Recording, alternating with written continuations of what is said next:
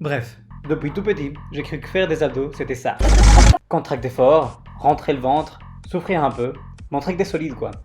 Et puis un jour, pendant un entraînement, Amélie Lambert nous a regardé et nous a dit. Relève-toi sur le côté. Et je me suis dit, elle parle de quoi en fait?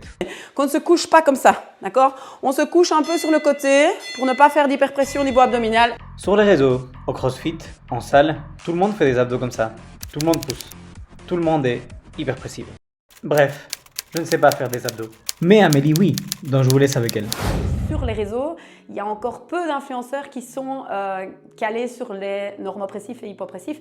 Ils sont beaucoup encore dans les hyperpressifs, ce qui fait que tous les jeunes et moins jeunes, quand ils vont sur YouTube chercher par exemple une vidéo de renfort, souvent ils font des mauvais abdos sans le savoir.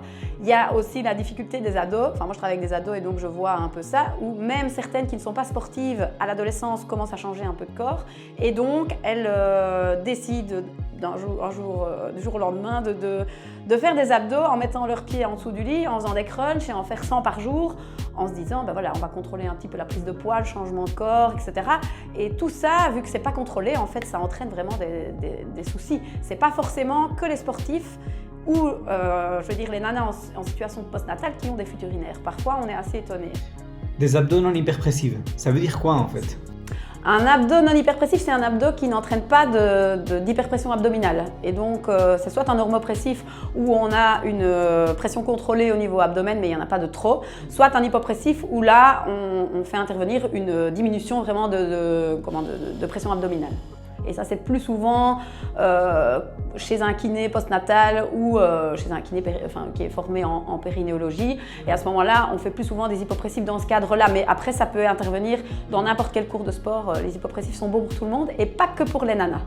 Le mauvais exercice sont les hyperpressifs. Alors les hyperpressifs, c'est notamment le crunch que tout le monde connaît. Sauf que le crunch, on peut faire les abdos de manière correcte, mais c'est très difficile de les enchaîner et d'avoir tous les critères pour faire un exercice hyperpressif, je veux dire contrôlé. Et donc ça, c'est compliqué. Du coup, moi, je dis que je préfère les enlever de mes cours simplement parce qu'au niveau contrôle, il n'y en a pas. Les gens ne savent pas comment maîtriser toutes les consignes et donc du coup, ça entraîne beaucoup trop d'hyperpression et donc les organes sont poussés vers le bas, vers l'avant et ça entraîne pas mal de problèmes. Chez les nanas, c'est surtout, oui, entre guillemets, les fuites urinaires. Ça, c'est la première des choses. Ça arrive souvent chez les nanas qui viennent d'accoucher ou qui reprennent le sport dans la foulée.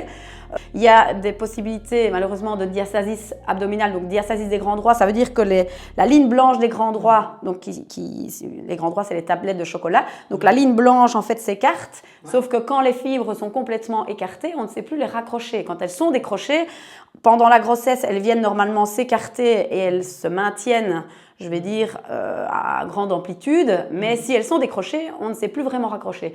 Et donc on s'est raccroché, souvent c'est au niveau du nombril que ça se passe, on s'est raccroché les fibres qui sont un peu plus au-dessus et en dessous, mais celles juste au niveau du nombril, souvent c'est compliqué quand on a un diastasis. Et donc ça fait une béance et donc il y a certains risques en fonction de l'amplitude de la béance. Il y a aussi des possibilités d'hernie, soit ombilicale au niveau du nombril et donc c'est le nombril qui ressort. Et chez les hommes, c'est souvent les hernies inguinales. L'hernie se fait ici au niveau de l'aine. Donc du coup, au niveau des exercices à ne pas faire, il faut éviter les crunchs. Donc, comme je le rappelle, on peut entre guillemets tout faire de manière contrôlée, mais c'est très compliqué. Donc les crunchs, les V-up, les sit-up. Donc les V-up, c'est le portefeuille jambes tendues.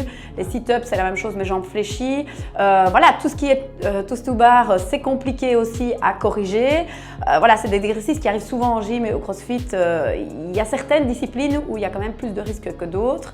Tout ce qui est barquette, si on ne maîtrise pas son ventre et donc son transverse, puisque le transverse doit être engagé au maximum.